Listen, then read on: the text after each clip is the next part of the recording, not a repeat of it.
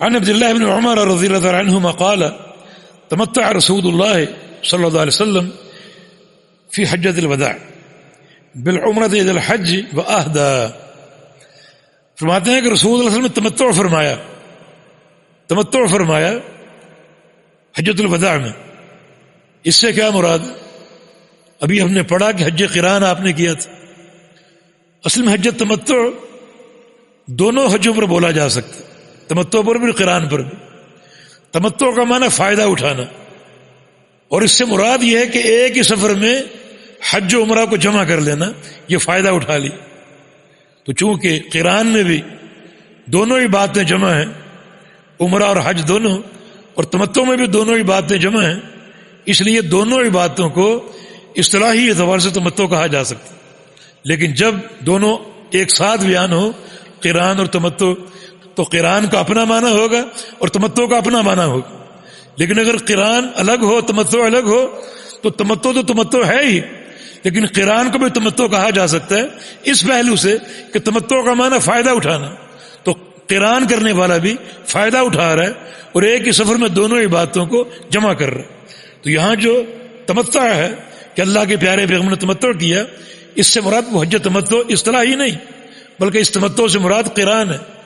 یعنی آپ نے قران کیا، وہ یا فائدہ اٹھایا ایک ہی سفر میں دونوں ہی باتوں کو جمع کرنے کا.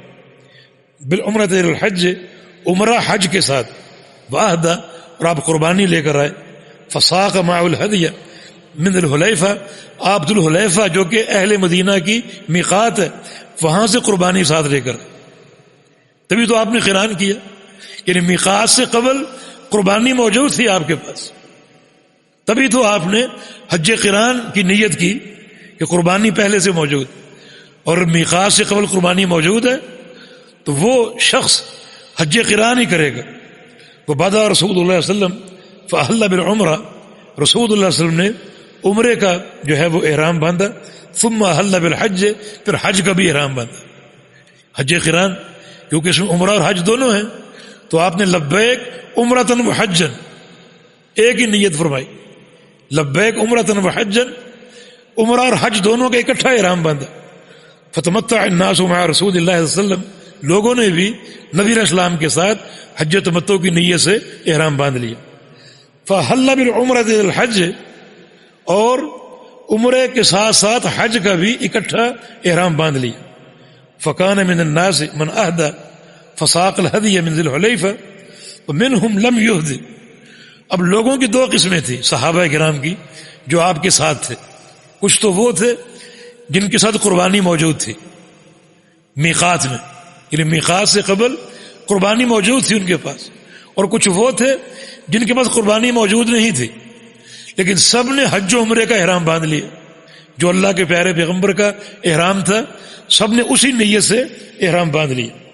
فلما قدم النبی صلی اللہ علیہ وسلم مکہ، جب اللہ کے پیارے پیغمبر مکہ تشریف لائے، قال للناس، تو آپ نے خطبہ ارشاد فرمایا اور لوگوں سے کہا، من کان منکم اہدى فانہ لا یحل من شیء حرم منہ حتی یقضی حجہ، کہ جو تم میں سے قربانی ساتھ لایا ہے، میقات سے قربانی ساتھ لایا ہے، وہ اب مکہ میں آ کر بیت اللہ میں داخل ہو کر عمرہ کے مناسک ادا کر کے حلال نہیں ہوگا، احرام نہیں کھولے گا، اس کا احرام قائم رہے گا، اور جو چیز احرام کی بنا پر اس پر حرام ہے وہ حرام رہے گی. مثلا حجامت، قصر یا حلق یا ناخن کاٹنا، یا زوجہ یا بیوی کا قرب، خلوت، یہ سب حرام رہیں گے، کیونکہ ان کا احرام ابھی قائم ہے، ان کا احرام کھلے گا نہیں، کیونکہ وہ حج قران کریں گے. کیوں؟ اس لیے کہ وہ قربانی ساتھ لائیں. میقات سے قبل قربانی ان کی موجود تھی.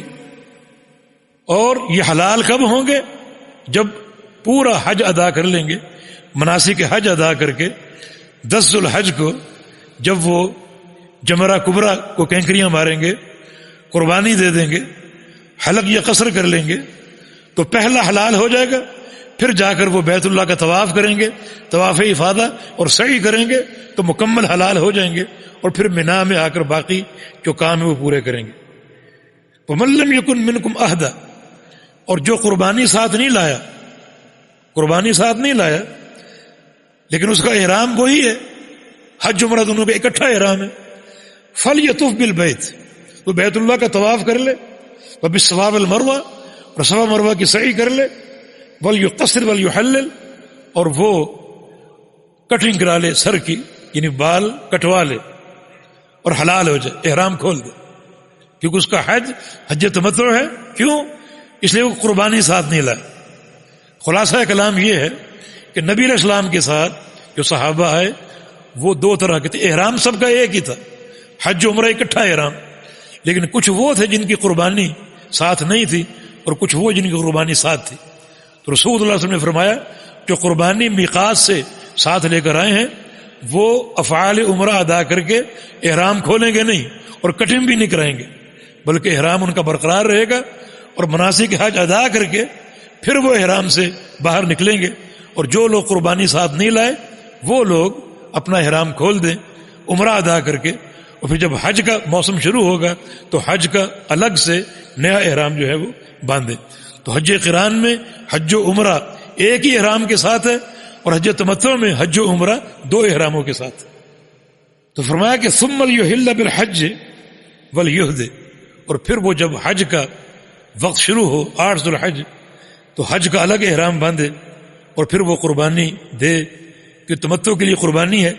فمن لم یجد ہدیا فلیصم 3 ایام ذو الحج، اور جو قربانی نہ پائے، قربانی اگر نہیں پاتا، وہ طاقت نہیں ہے، استطاعت نہیں ہے، تو اس کے بدلے وہ 3 روزے رکھے دوران حج مکہ مکرمہ میں، وہ 7 روزے رکھے اذا رجع الی اہلہ، جب وہ اپنے گھر لوٹ جائے، اپنے وطن لوٹ جائے۔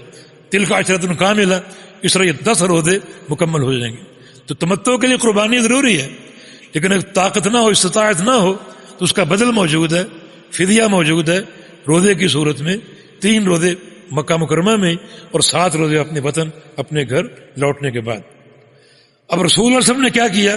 فطاف رسول اللہ صلی اللہ علیہ وسلم حین قدم مکہ، نبی علیہ السلام جب مکہ آئے، تشریف لائے، تو آپ نے بیت اللہ کا طواف کیا، واستلم الرکن، اور حجر اسود کو بوسہ دیا، اول شیء ثم خب 3 اطواف من السبع، پھر آپ نے جب طواف شروع کیا تو پہلے 3 طواف آپ نے دوڑ کر چکر لگائے، تو مشرع 4، اور 4 طوافوں میں آپ نے 4 چکروں میں آپ نے نارمل اپنی رفتار رکھی چلنے کی۔ ورکع حین قضا طوافہ بالبیت عند المقام رکعتین، اور طواف مکمل کرنے کے بعد آپ نے مقام ابراہیم کے پاس 2 نفل ادا کیے۔ ثم سلم فانصرف، پھر آپ نے سلام کیا اور وہاں سے لوٹے۔ فأتى الصفا، پھر آپ صفا کی طرف آئے۔ فطاف بین الصفا والمروہ، تو آپ نے صفا مروہ کا طواف کیا، چکر لگائے، 7 اطواف، 7 چکر۔ چونکہ آپ حج قران کر رہے تھے تو آپ نے اپنے طواف قدوم کے بعد صفا مروہ کی سعی کر لی، سعی آپ کی ہو گئی۔ اب حج کرنے کے بعد طواف افادہ کر لینے کے بعد سعی نہیں ہے۔ حج قران میں ایک ہی سعی، حج تمتع میں 2 سعی ہیں، ایک عمرے کی اور ایک حج کی، 2 الگ سعی ہیں۔ تو آپ نے سعی پہلے کر لی۔ ثم لم یحل، پھر آپ حلال نہیں ہوئے، احرام نہیں کھولا، من شیء، کسی بھی چیز سے آپ حلال نہیں ہوئے، حرم منہ، جو احرام کی بنا پر چیزیں حرام تھیں، جیسے بال کٹوانا، منڈوانا، یا بیوی سے تعلق جو احرام کی حالت میں حرام ہے، تو آپ پر وہ چیزیں حلال نہیں ہوئی بلکہ حرام ہی رہیں، کیونکہ اب احرام میں موجود تھے۔ حتیٰ قضا حجہ، حتیٰ کہ آپ نے حج پورا کر لیا، ونحر ہدیہ، اپنی قربانی ذبح کر لی یوم النحر 10 ذو الحج کو، عید کے دن، وافاض، طواف افاضہ کر لیا، فطاف بالبیت، بیت اللہ کا طواف کیا، ثم حل من کل شیء، اور طواف افاضہ کے بعد آپ ہر شے سے حلال ہو گئے، حرم میں جو چیزیں آپ سے حرام ہوئی تھی ہر چیز آپ پر حلال ہو گئی طواف افاضہ کے بعد۔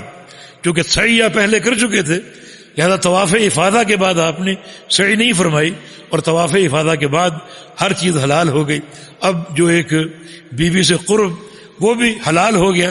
اب باقی جو چند افعال ہیں حج کے، منا واپسی اور منا کا مبیت، وہاں رات گزارنا اور وہاں اللہ کا ذکر کرنا اور شیطانوں کو کینکریاں مارنا، یعنی جمرات کو، یہ کام باقی رہ گئے۔